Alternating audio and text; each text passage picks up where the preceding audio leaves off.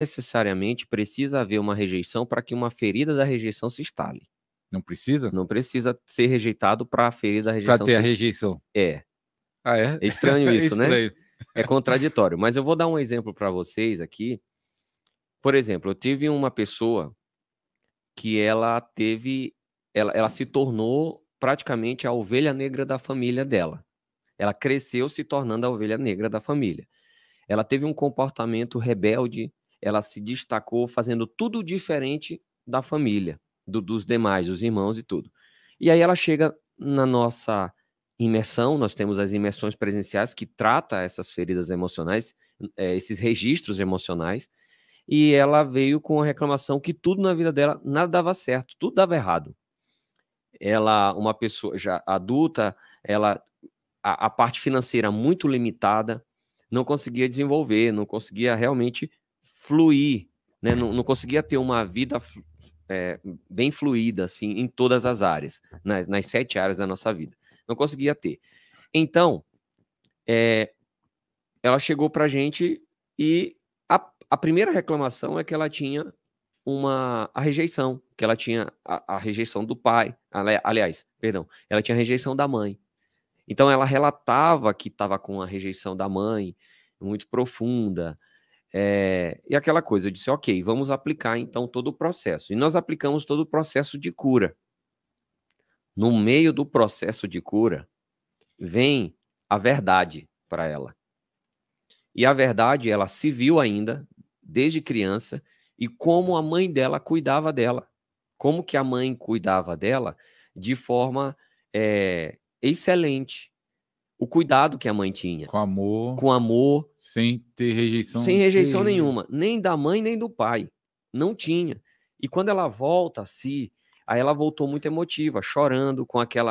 Eu falei, meu Deus, eu passei a vida inteira achando, acreditando que a minha mãe tinha me rejeitado. E por isso o meu comportamento de rebeldia fazia com que eu desonrasse meus pais, porque acreditava que eu tinha sido rejeitado. Isso tinha entrado nela, esse pensamento? Vamos lá, nós vamos chegar. O motivo. Vou trazer vários motivos aqui para vocês entenderem. E aí, quando a gente resolveu isso, ela foi curada. E aí a vida dela começou a dar certo. Tudo que antes dava errado, que era um trabalho muito grande para dar certo, começou, ou melhor, para dar errado, começou a dar certo com muita fluidez. Às vezes, coisas que ela apenas pensa em querer conquistar, ela vai e automaticamente parece que tudo vem e faz acontecer. E a coisa simplesmente acontece sem que ela precise fazer tanta força, tá?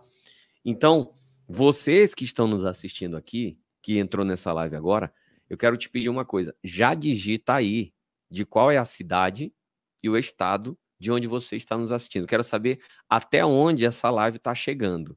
Né? A gente quer saber. Quer saber também? Quero saber. Porque eu tenho certeza que tem gente. E outra, se você é de outro país, digita também de qual país você está nos assistindo. Que eu tenho certeza. Tem gente do Japão, da China, da Alemanha. Tá vindo gente agora para um treinamento nosso de Angola, pra você ter uma ideia, né? Alcançando as nações. E também aproveita e compartilha com pelo menos 5 pessoas. Eu tenho certeza que essa live de hoje vai ser uma live reveladora. Ela vai ser muito libertadora para alguns de vocês que estão nos assistindo. A pergunta que o senhor me fez foi: e como que foi gravado essa ferida da rejeição, já que ela não foi rejeitada? Pois bem, isso daqui é um descortinar. O que uma criança entende como amor? Você sabe? Quase ninguém sabe disso. Uma criança... Carinho, presente. Pois bem, uma criança entende que ela está sendo amor, ou melhor, uma criança entende amor como presença. Presença da pessoa. Presença. A criança entende, por exemplo, qual que é o primeiro contato de que a criança, tecnicamente, ela está sendo abandonada? É quando ela sai do ventre da mãe e vai lá para o berço. E vocês sabem que, cientificamente, é obrigatório que, logo depois que tira a criança, já pega e traz ela para o colo da mãe, logo ali mesmo na sala de parto, para que ela sinta o calor e a presença, e ela sinta aquele acolhimento. Para uma criança, amor e presença é a mesma coisa. Agora imagina a seguinte questão.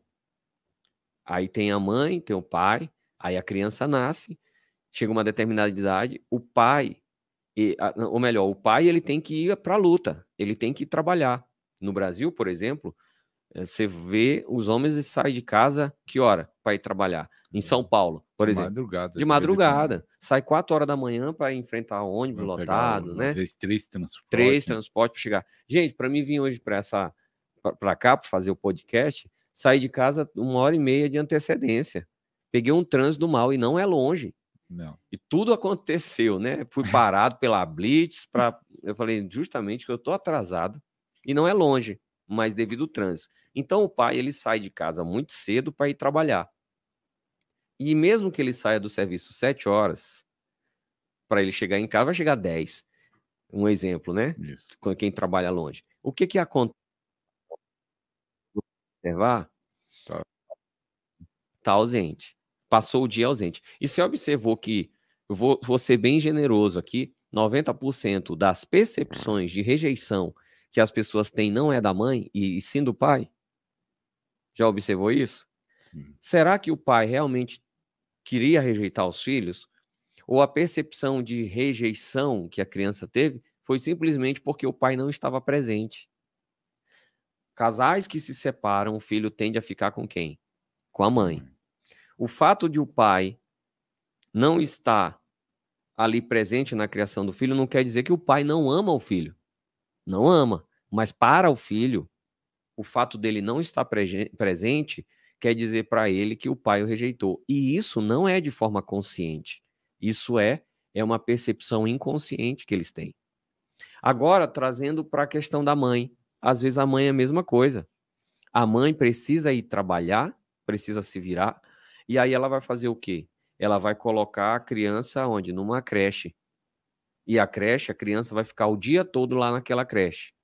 A criança, ela cresce de forma inconsciente e não é um sentimento.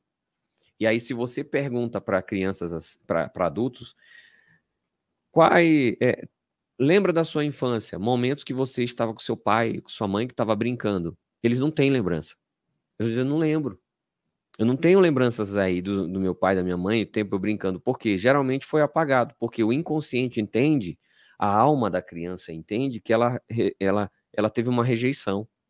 Aí quando ela cresce um adulto de forma inconsciente, ainda querendo depender, é como se o pai e a mãe estivesse devendo alguma coisa para eles. E é inconsciente, gente, isso não é de forma consciente, não é A pessoa não tem nem consciência, ela mas não sente tem. uma falta dentro. Ela sente o que nós chamamos de dor oculta. Do oculto.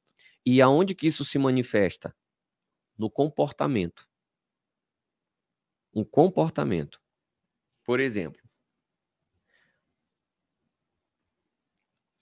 90% das pessoas, eu vou usar esse número, que é um número bem expressivo. O senhor é pastor. Quando o senhor faz um culto de estudo, dá um número de pessoas.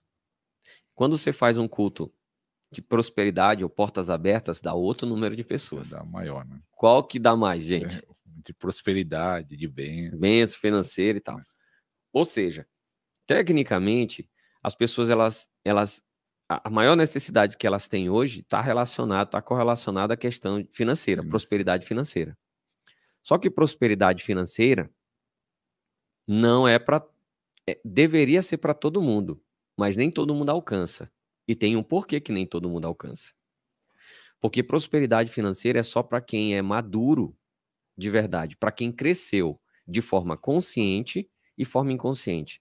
Para quem cresceu, ficou adulto de forma consciente e de forma inconsciente. O que quer dizer isso?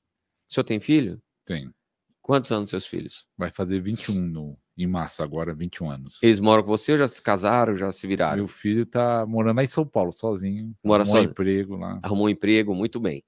Se você tivesse 30 mil reais e o seu filho chegasse para você e disse assim, ô pai, eu preciso que o senhor me empreste 30 mil reais para me abrir um negócio. Você emprestaria? Sim. Com certeza. Para um negócio. Para um negócio, né? Ele é adulto, Adulto. 21 anos, já tá morando sozinho, tá se virando, ele precisa de um empréstimo para começar um negócio, você emprestaria. Você até, eu digo para você que talvez você até daria para ele. Então, eu te dou. É ou não é? Isso. Por causa, ele chegou numa fase de maturidade para isso, certo? Certo. Agora, se seu filho tivesse 2 anos de idade e ele te pedisse o mesmo valor, você daria para ele? Não, daria R$1. R$1. 2 anos.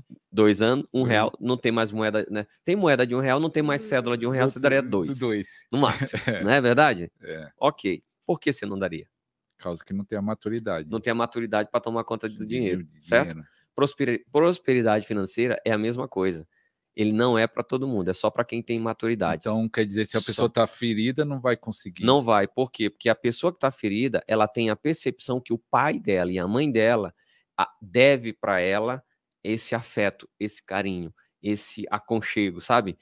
Então ele vai estar sempre de forma inconsciente cobrando dos pais, voltado para os pais, para que os pais tenham. Ou seja, inconscientemente ele apenas cresceu mascarado de adulto, mas internamente, inconscientemente, ele ainda é uma criança de 2 anos que espera Tem até do pai.